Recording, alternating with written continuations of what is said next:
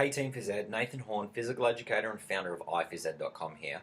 Welcome to this week's What I've Learned, a weekly YouTube series where I share with you some of what I've learned. Might be a teaching idea, a tech tip, a resource I've found, or a person who's taught me something amazing.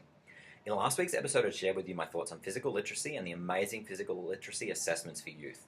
If you missed last week's episode, there's a link in the description below. Speaking of assessment, this week I want to share what I've learned about assessment of games in Phys-Ed. This week I was continuing to plan for my year ahead and began to think about how I was going to assess the progress of my students throughout the year. Last year, the way I approached assessment in Phys-Ed really shifted, particularly in the way that I assess student learning in games. Games have traditionally made up a large part of any physical education program. Kids love them and teachers find them easy to set up and run within their lessons. It's also generally easy to see who the strongest players and the weakest players are within games. The problem is that often we constantly make observations about who the strongest and weakest players are, but these observations are no more than assumptions. My good friend Shane Pill, Flinders University Associate Professor and author of the Play with Purpose books, has suggested that assessment of games and sport in physical education has often not been authentic, and that assumptions should be authenticated with authentic evidence of student learning.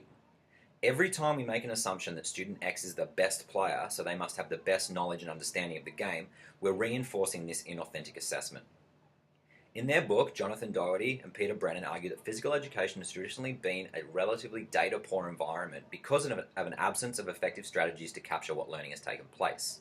Shane Brown and Dr. Tim Hopper also suggest that as physical educators, too often we attempt to measure psychomotor competence in games units through skill tests, and in doing so we create contexts that mitigate against student success no matter how much effort they exert.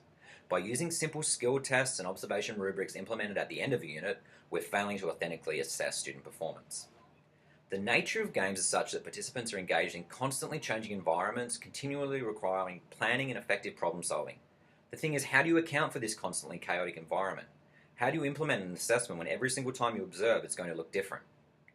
I believe the key lies in looking for very specific indicators of success within a given game, which will always be present, no matter how chaotic the game looks. Towards the end of last year, through iPhys-Ed.com, I shared with all of Team Phys-Ed my assessment journey during my most recent Invasion Games unit. The 6-part Assessment in Invasion Games series covered how I planned, taught, collected, and analysed the data, as well as how I used technology to aid the process. Links to all 6 parts of the series are available on iPhys-Ed.com and in the description below.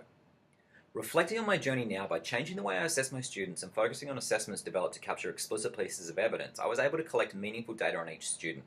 This data enabled me to make informed decisions not only about the way that I reported on student learning and achievement, but also to reflect upon the way that I was teaching.